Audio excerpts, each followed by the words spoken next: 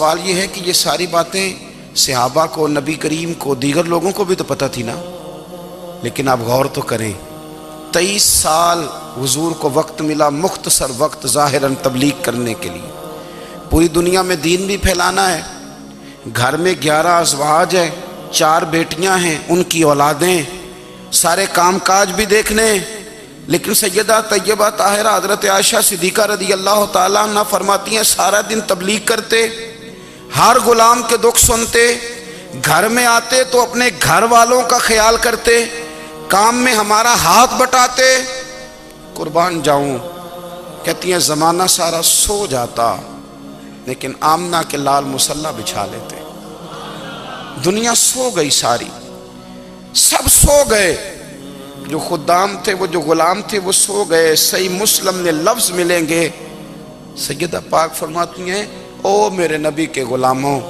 میں نے یہ رنگ بھی دیکھا ہے کہ حضور نے اتنا کھڑے رہے، اتنا قیام کیا، اتنا قیام کیا کہ مقدس پیروں میں ورم آ گئے، سوج گئے پیر، اتنے بڑے۔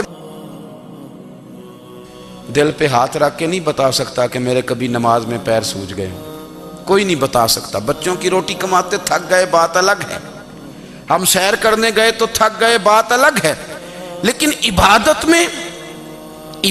میں یہ بھی تو مسلم شریف ہے نا، یہ بھی تو دین ہے نا، یہ بھی تو حضور کی سنت ہے، یہ بھی تو وہ چیز ہے جو کریم کی آنکھوں کی ٹھنڈک ہے۔ سیدہ فرماتی ہیں پیروں میں ورم آ گئے، اور ساری رات ہی حضور نے نماز پڑھی اور ایک ہی آیت بار بار دہرائی۔ مسجد نبوی میں بلال حبشی نے فجر کی اذان دے دی اور حضور ابھی مصلی پہ تھے، کریم فارغ ہوئے، میں نے عرض کی یا رسول اللہ صلی اللہ علیہ وسلم آپ کے تو صدقے اللہ اگلے پچھلوں کے گناہ معاف کرے گا، تو آپ اتنی آہوزاری کیوں فرماتے ہیں؟ آپ تو شفیع ہیں، آپ تو انبیاء کے امام ہیں۔ تو حضور نے فرمایا عائشہ تم نے گنوایا ہے نا میرے اللہ کی مجھ پر کتنی رحمت ہے، افلا اکون عبدا شکورا، فرمایا اگر اس نے اتنی نعمتیں دی ہیں تو کیا میں اس کا شکر گزار بندہ نہ بنوں؟ میں شکر گزار بندہ نہ بنوں اس کا؟ پھر اگر اتنی نعمتیں اس نے دی ہیں، مجھے اتنا نوازا ہے، تو پھر میں اس کے سامنے سجدے نہ کروں؟ او میرے بھائی، بڑے قابل فخر لوگ ہیں ہم کہ ہم نبی پاک کے غلام ہیں، ہم قابل فخر ہیں کہ نبی کریم کے غلام ہیں۔ کیا کبھی اس غلامی کے شکرانے میں بھی 2 نفل پڑھے کہ یا اللہ تیرا شکر ہے تو نے ہمیں حضور کا غلام بنایا ہے؟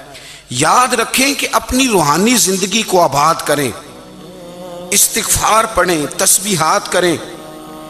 حضرت عبداللہ ابن عمر رضی اللہ تعالیٰ عنہ حضرت عمر کے صاحبزادے، مکہ مکرمہ میں ان کی قبر ہے۔ میں نے جب انہیں پڑھا تو مجھے ان سے بڑا پیار ہو گیا، لیکن آپ کو پتہ ہے وہاں جا کے کسی شخص کا مزار تلاش کرنا یا پوچھنا ایک مشکل کام ہوتا ہے۔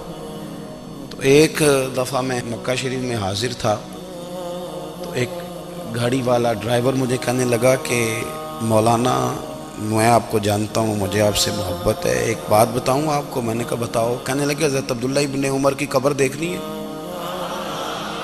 میں نے کہا یہ تو نہیں کہہ رہا، یہ کسی نے بندوبست کرایا ہے، یہ اللہ نے تیرے دل میں بات ڈالی ہے، یہ ہو گیا تو لے چل مجھے۔ حضرت عبداللہ ابن عمر کو نبی پاک نے فرمایا تھا راجل صالح، یہ نیک بندہ ہے، یہ متقی آدمی۔ حضرت عبداللہ ابن عمر رضی اللہ تعالیٰ عنہ سیدنا فاروق اعظم رضی اللہ تعالیٰ عنہ کے صاحبزادے ہیں، اور ان کی ہمشیرہ سیدہ حفصہ رضی اللہ تعالیٰ عنہ حضور کی زوجہ محترمہ ہے۔ ایک دن اپنی ہمشیرہ سے کہنے لگے کہ نبی کریم صلی اللہ تعالیٰ علیہ وسلم گھر میں آئے نا، اور اگر حضور غم امت میں پریشان نہ ہوں، طبیعت کو حشاش بشاش دیکھو، تو ذرا پوچھنا تو صحیح حضور کا میرے بارے میں کیا خیال ہے، پوچھنا تو صحیح کہ کریم کی بارگاہ میں میرا کیا مقام ہے، میرے بارے میں حضور کیا فرماتے ہیں۔ اب بہن کو کام بتائے، اور بتائے بھی بھائی، اور پھر بہن وہ کام نہ کرے، یہ تاریخ میں ہوتا نہیں۔ حضرت عمر فاروق رضی اللہ تعالیٰ عنہ کی صاحبزادی ام المومنین رضی اللہ تعالیٰ عنہ فرماتی ہیں کہ میں تو بس منتظر تھی، انہوں نے تو کہا تھا نا کہ اگر تم حشاش بشاش دیکھو تو بات کرنا، لیکن حضور تشریف لائے، میری باری تھی، میرے گھر تشریف لائے، کھانا پیش کیا تو فوراً میں نے عرض کی حضور ایک بات پوچھنی تھی۔ تو حضور نے فرمایا پوچھئے۔ میں نے عرض کی حضور میرے بھائی عبداللہ ابن عمر کے بارے میں آپ کا کیا خیال ہے؟ نوجوانوں میری بات پہ غور کرنا، میرے بھائی کے بارے میں آپ کا کیا خیال ہے؟